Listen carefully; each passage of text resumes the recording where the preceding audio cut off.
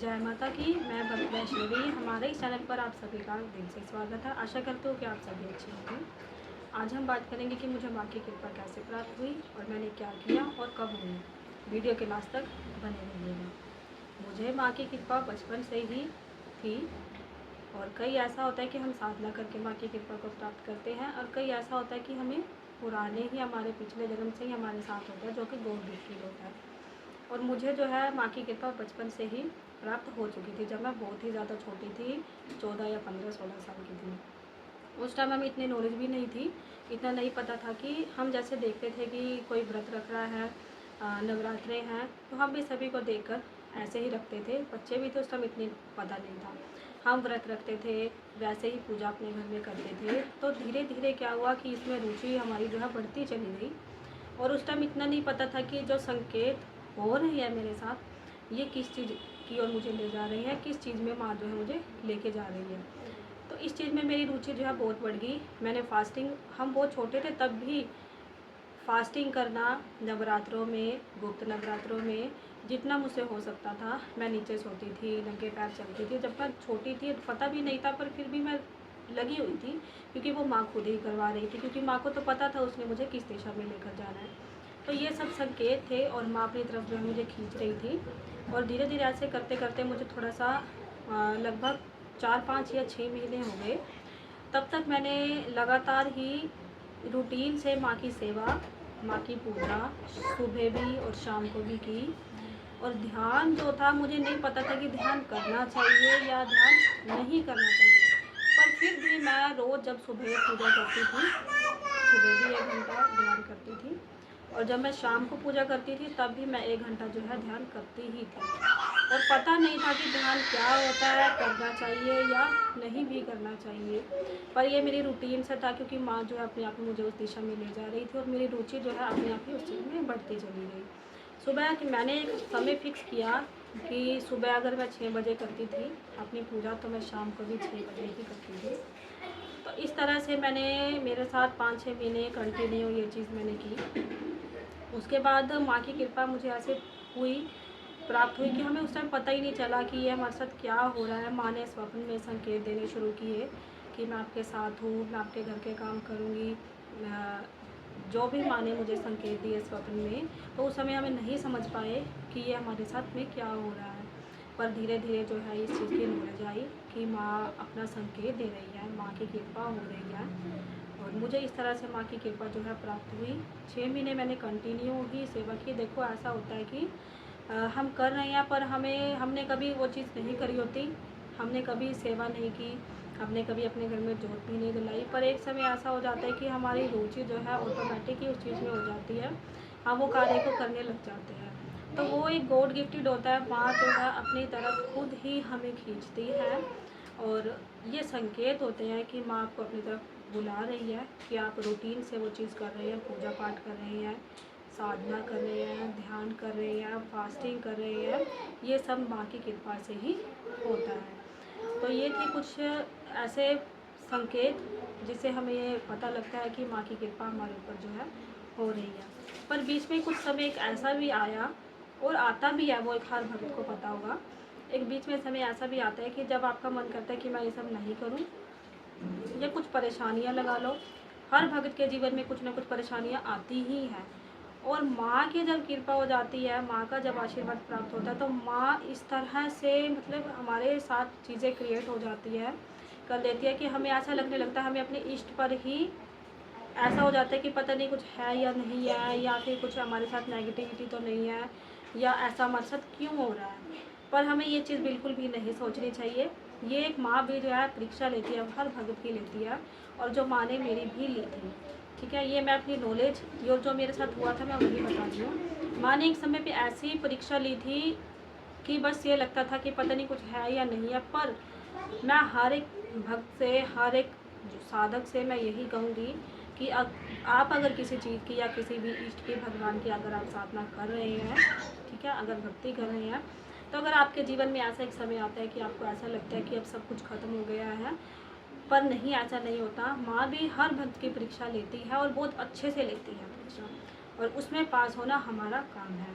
ऐसा नहीं है कि आपके पास माँ की कृपा प्राप्त हो गई है तो आपको जीवन में कभी दुख कष्ट या कुछ नहीं आएगा। नहीं, भक्त के जीवन में जितना ज़्यादा एक भक्त के जीवन में आता है उतना शायद एक नॉर्मल इंसान के जीवन में भी नहीं आता होगा, क्योंकि माँ बहुत परीक्षा लेती है। और माँ, हमें कभी भी ये नहीं सोचना चाहिए कि माँ ऐसा क्यों कर रही है। अपनी भक्ति पर सवाल नहीं उठाना चाहिए, कभी भी अपनी भक्ति पर सवाल नहीं उठाना, अपनी साधना पर सवाल नहीं उठाना चाहिए, अपने इष्ट पर कभी भी सवाल नहीं उठाना चाहिए। आपके पास या आपके साथ कैसा भी समय है, अपने इष्ट पर कभी भी कोई भी सवाल नहीं करना कि हमारे साथ क्यों हो रहा है, या हम इतना कर रहे हैं या इतना करने के बाद भी ऐसा क्यों हो रहा है। ये चीज़ नहीं बोलनी चाहिए हमें कभी भी। और कितनी ही आपके जीवन में परेशानी आ रही है, भरोसा रखिए अपने इष्ट पर और जुड़े रहिए अपने इष्ट के साथ ही।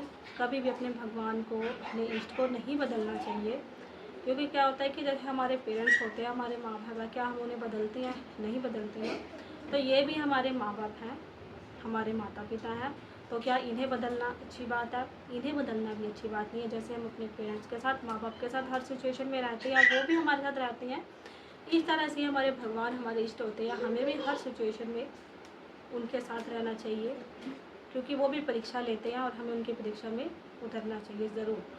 और कभी भी अपने इष्ट को नहीं बदलना चाहिए कि आज हमारे जीवन में ये परेशानी आ रही है तो हमने अपना इष्ट बदल दिया। ये चीज़ बिल्कुल भी नहीं करनी। जो भी भक्त साधक ये चीज़ करता है तो आप सबको पता ही होगा कि उस साधक के साथ फिर माँ जो है कहाँ तक उसे पहुँचा देती है।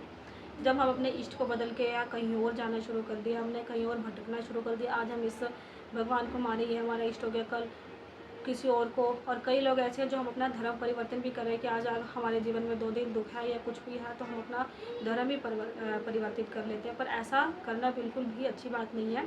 अपने इष्ट पे भरोसा रखिए, अपनी साधना पे, अपने भक्ति पे पूरा भरोसा रखिए।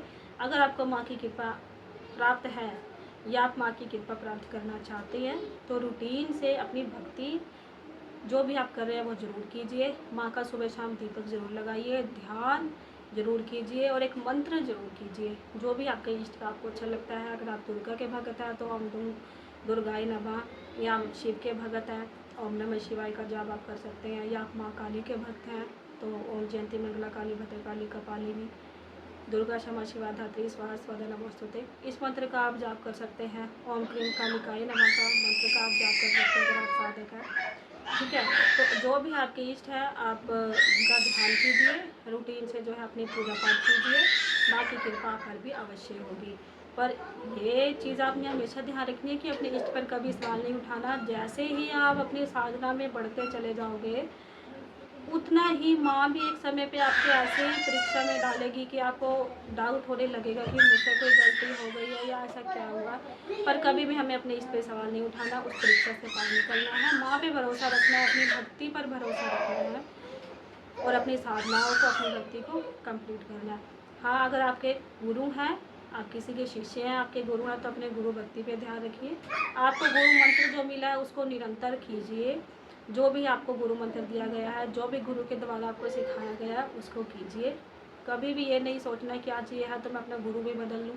नहीं, अगर आपके गुरु नहीं है, आप सिंपल रूटीन से जो है भक्ति कर रहे हैं, सुबह शाम माँ का दीपक जला रहे हैं, तो वो भी आप नॉर्मल कर सकते हैं। पर जो साधक हैं उनको ये ज़रूरी होता है कि आपके जीवन में गुरु का होना बहुत ही महत्वपूर्ण है, क्योंकि गुरु ही हमें उस लेवल तक या उस सीढ़ी तक पहुंचाते हैं जहां तक हमने कभी सोचा ही नहीं होता।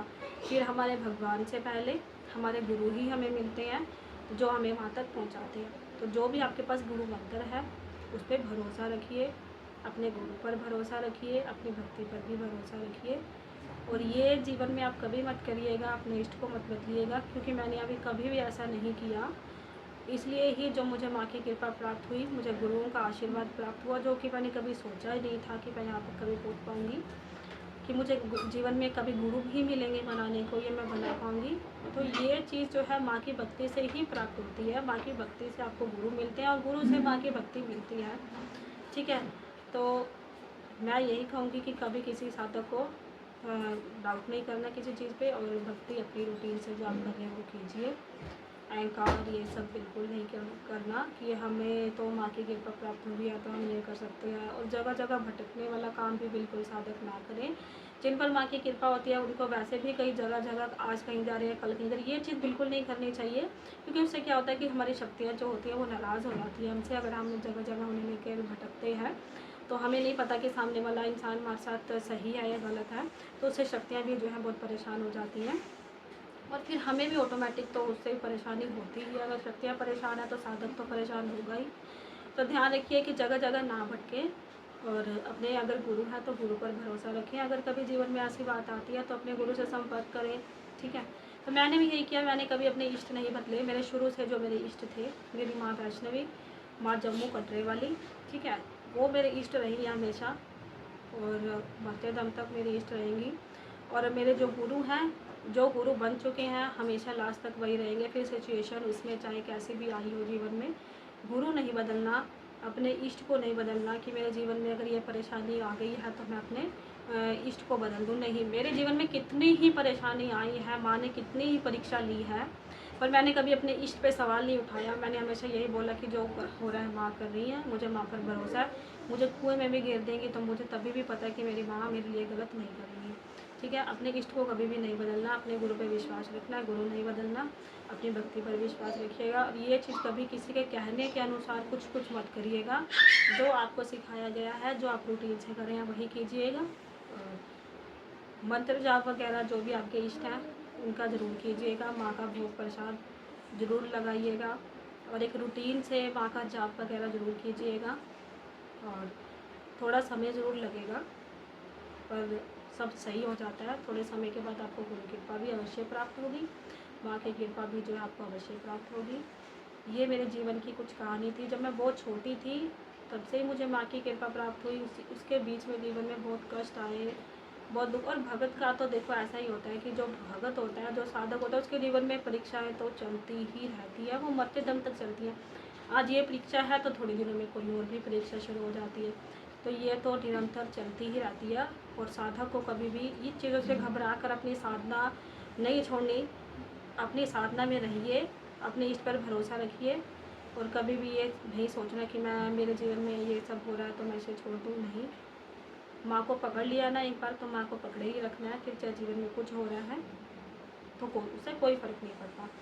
तो माँ की कृपा के यही संकेत है कि आपकी रुचि बढ़ेगी साधना में, आप पूजा पाठ में आपका ध्यान लगेगा, ज़्यादा से ज़्यादा आप करने की कोशिश करेंगे। आपका मन करेगा कि मैं ये चीज़ भी सीख लूँ, ये भी सीख लूँ। और जितना ज़्यादा अगर आप बढ़ रहे हैं उसकी तरफ, तो आप समझ लेना शक्ति की तरफ जितना ज़्यादा आप बढ़ रहे हैं तो समझ लेना शक्ति आपको अपनी तरफ उतना ही ज़्यादा खींच रही है, और आपके ऊपर आप शक्ति की कृपा जो है हो रही है। तो ये चीज़ ध्यान में रखिएगा जब भी आप साधना करने के लिए बैठ रहे हैं। और कभी आपको ये महसूस होता है कि आपके शरीर में किसी तरह की कोई कंपन हो रही है, ठीक है, या आपको कुछ सुगंधित खुशबू सी महसूस हो रही है, आप साधना के दौरान आपको कुछ दिखाई दे रहा है या कुछ महसूस हो रहा है, तो उसे डरना घबराना नहीं है। ये माँ के ही संकेत होते हैं। जब हमारी ऊर्जा से ऊर्जा जुड़ती है, हम जब साधना करते हैं तो जब हमारी ऊर्जा से ऊर्जा कनेक्ट होती है तो ये सब तो कॉमन होता ही है, हर साधक के साथ होता है, हर भक्त के साथ ये चीज़ होती ही है। तो इससे घबराना नहीं है। एक आसन पे बैठ के ही पूजा पाठ निरंतर करनी है, और इन जो आपको संकेत महसूस होते हैं माँ स्वप्न में दर्शन देगी, आपको आपके कार्य सिद्ध करेगी, आपको बताएगी, ये भी आपने ध्यान में रखना है। और पूजा पाठ निरंतर अपनी करनी है। मेरा जो जीवन का ये एक्सपीरियंस था मैंने आप सभी के साथ शेयर किया। वीडियो अच्छी लगी हो तो लाइक कमेंट ज़रूर करिएगा, और चैनल को ज़रूर सब्सक्राइब कीजिएगा। जय माता की। मैं भक्त वैष्णवी, आप सभी का धन्यवाद।